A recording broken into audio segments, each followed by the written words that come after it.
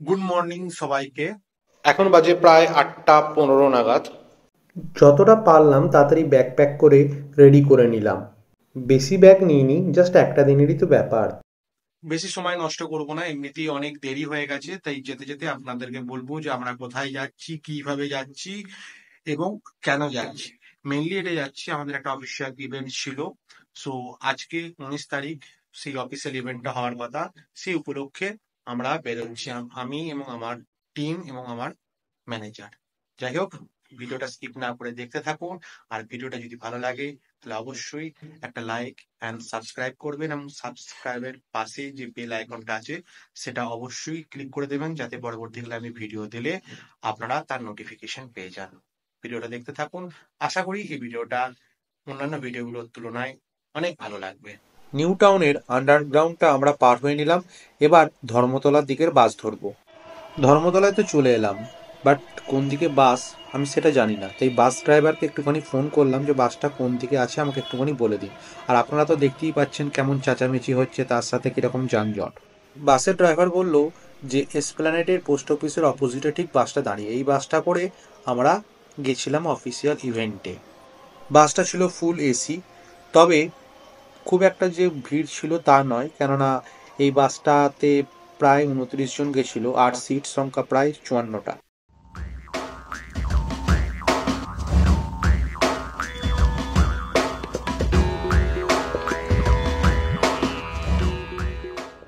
আমার কলকাতার ফ্লাইওভার দেখতে বেশ ভালোই লাগে, তাই ভাবলাম যে যেতে যেতে আপনাদের জন্য একটুখানি ক্যামেরাবন্দি করে নিই এই ফ্লাইওভারগুলোর সুন্দরতা।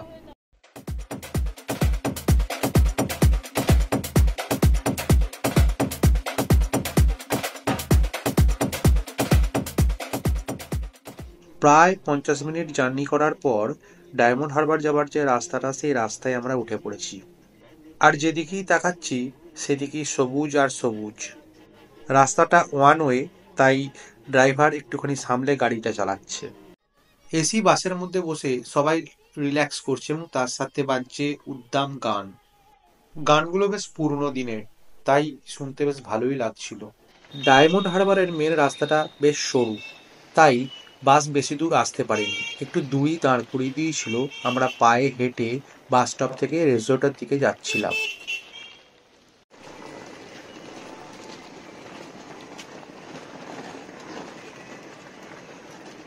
এটা হচ্ছে পূর্ণলক্ষ্মী রিসর্ট। রিসর্টের বাইরেটা যেমন সুন্দর, ভেতরটাও ঠিক তেমন সুন্দর। এর নাইট ভিউ আরো ভালো। শুধু তাই নয়, আমাদের ইভেন্টে কি কি হয়েছিল, কি কি খাওয়া দাওয়া হয়েছিল, সেগুলোকেও আপনাদের সাথে আমরা শেয়ার করব। এই ইভেন্টে আমরা যেমন কলকাতা থেকে গেছিলাম, ঠিক তেমনি যারা কোয়ালিফাই করেছিল উড়িষ্যা থেকেও এরকম অনেক এমপ্লয়ি এই রিসর্টে এসেছিল, মানে ওরা ইনভাইটেড হয়েছিল। এখানে এসে একটুখানি দেখে নিতে হচ্ছে যে কোন রুমটা তোমার, মানে তোমার জন্য কোন রুমটা অ্যালট করা হয়েছে। শুধু তাই নয়, তোমার সাথে কে থাকছে, অবশ্যই ছেলের সাথে ছেলে, মেয়ের সাথে মেয়ে, অপোজিট হবে না। ভিড় প্রচণ্ড ছিল বলে আমি একটুখানি দূরেই দাঁড়িয়েছিলাম, যে ভিড়টা কেটে যাক, তারপরে আমি আমার রুমটা দেখে নেবো যে কোন রুমটা আমার জন্য অ্যালট করা হয়েছে। ভিড়ে দাঁড়িয়ে দাঁড়িয়ে থাকতে একটু বোরই হচ্ছিলাম, তাই ভাবলাম যে একটুখানি আপনাদের জন্য ভালো ভিডিও একটু তুলে দেখাই, তার সাথে সিনেমাটিক মোডে এই হোটেলটাকে একটুখানি দেখাই।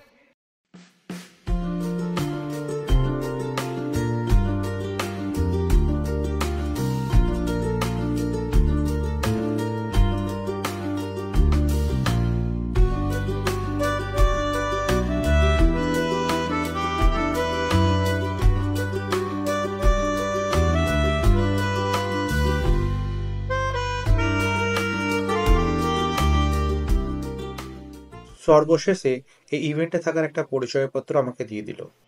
চলুন এবার রিসর্টটা দিনের বেলা একটুখানি ঘুরিয়ে দেখাই।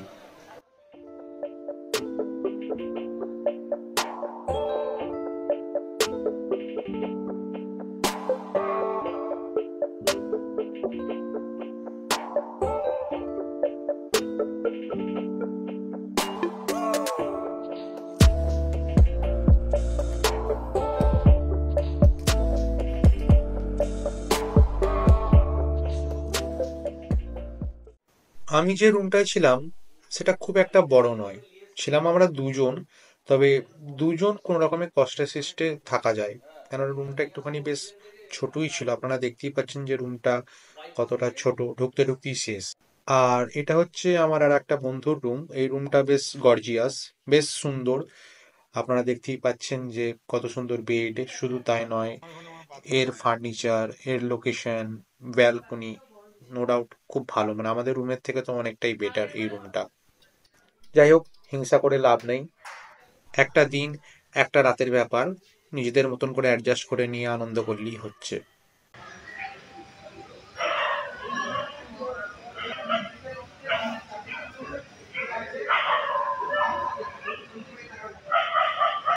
রুমের মধ্যে একটুখানি ফ্রেশ হয়ে চলে এলাম হোটেলের টপ ভিউতে।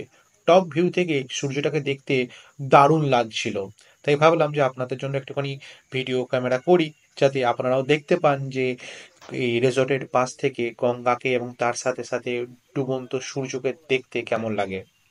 আর এই গঙ্গার মধ্যে যে লঞ্চগুলো চলছিল, তাদের আওয়াজ মানে একটা মধুময় ব্যাপার হয়েছিল। মানে এত সুন্দর লাগছিল যে ওইখানে না দাঁড়িয়ে আপনারা জিনিসটাকে ফিল করতে পারবেন না, এত সুন্দর লাগছিল জিনিসটা।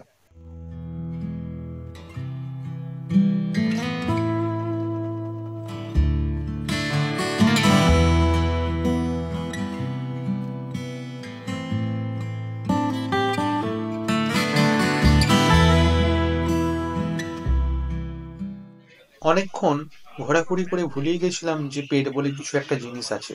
প্রচুর খিদে পেয়েছিল, মানে খিদের জ্বালায় ইঁদুর ডাকছিল, তাই ভাবলাম যে চলে আসি ডাইনিং স্পেসের এখানে, দেখি কি কি খাবার রয়েছে। এসে দেখি তো ভিড়, মানে প্রচুর লোকের ভিড়, মানে বসার জায়গা অবধি নাই। তাই ভাবলাম যে দাঁড়িয়ে দাঁড়িয়ে খাবো, বাট তবু একটা জায়গার ব্যবস্থা করলাম যেখানে বসে খাওয়া যেতে পারে।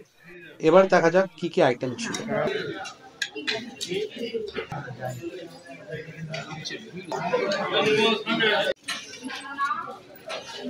ডাল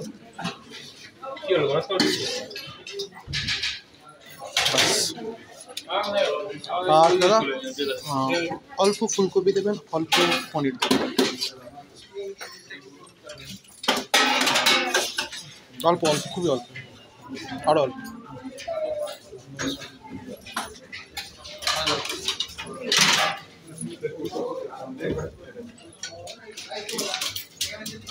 চিকেন, হ্যাঁ মাছ, শুধু মটন। এটা চিকেন তো? দিন দিন। একটা লেগ পিস দিন, এক পিস লেগ দিন, আর একটু গ্রেভি দিন, বাস। খিদের একটু বেশি জ্বালা ছিল বলে একটু বেশি খাবার নিয়ে বসলাম। আর পাশের জন আমার সমানই খাবার নিয়ে বসেছে। দুজনেই প্রায় সারাদিন না খাওয়ার জন্য খিদের একটুখানি বেশি পেয়েছিল আমাদের। দিনের গল্প শেষ, শুরু হচ্ছে রাতের গল্প। রাতে এই রিসর্টটাকে হেভি লাগে, চারিদিকে লাইট, ঝোপেও লাইট। এখানে একটুখানি কফি খেয়ে নিলাম। কফি করেছিল না চিনি দুধের শরবত করেছিল বুঝতে পারিনি। যাই হোক, ঠান্ডার টাইমে একটুখানি গরম গরম মুখে গেল, এটাই অনেক। এখানে আমাদের ইভেন্টের অ্যারেঞ্জমেন্ট করেছিল। অ্যারেঞ্জমেন্ট বলুন, লাইট বলুন, ব্যবস্থাপনা, সবই ভালো, নো ডাউট। বসার জায়গাও আমরা পেয়েছিলাম। আর হ্যাঁ, আর একটা কথা তো আমি বলতে ভুলেই গেছি, পূর্ণলক্ষ্মীর খাবার দাবার সত্যি খুব সুস্বাদু, বেশ ভালো লেগেছিল, স্পেশালি কফিটা ছাড়া।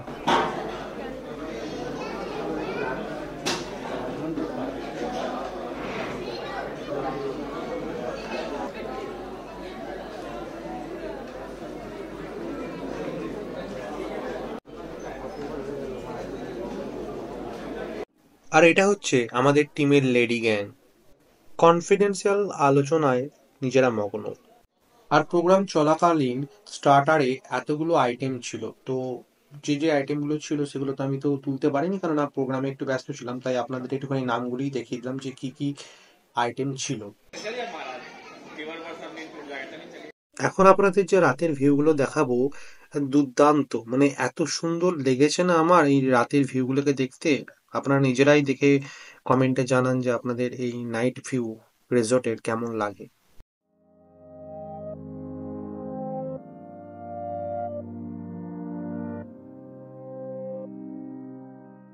কিছুক্ষণের মধ্যে আমাদের যে প্রোগ্রাম সেটা স্টার্ট হলো। উদ্বোধন করলেন আমাদের জোনাল হেড। অনুষ্ঠান উদ্বোধন হয়ে যাওয়ার পরই শুরু হলো আসল খেলা। এই খেলা নিয়ে মন্তব্য না করাটাই আমার পক্ষে ভালো। তাই আমি চোখ দিয়ে দেখলাম কিছুক্ষণ, কান দিয়ে শুনলাম, অস্বস্তি বোধ হলো, বেরিয়ে চলে গেলাম। যাই হোক, অনেক মানুষের ভালো লেগেছে জিনিসটা, তো সেই জন্য যাদের ভালো লেগেছে তারা এখানে থেকেছেন, দেখেছেন, উপভোগ করেছেন।